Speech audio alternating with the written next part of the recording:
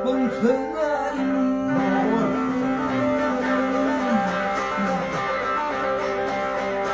Müminler bırakın mahbum sözlerim, Arap dilin sözlerim. Seni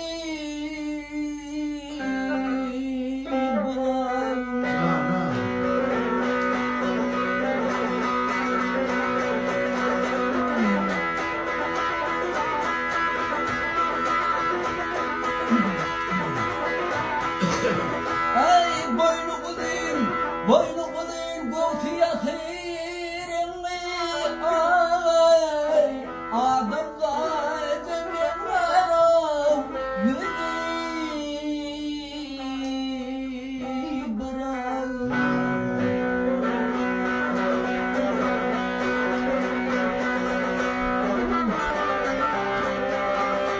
Elime ruşen bir an ay yoldur buraya yukarıda.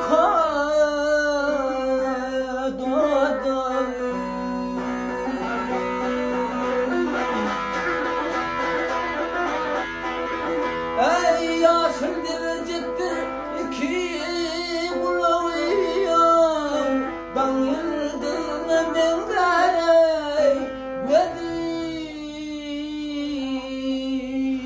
bırak.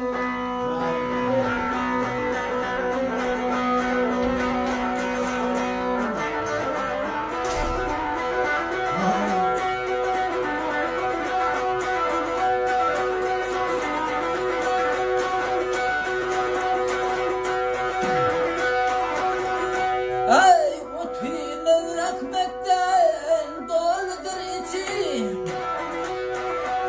ey doludur içim, ey kızıl yakut boynuna altından saçım.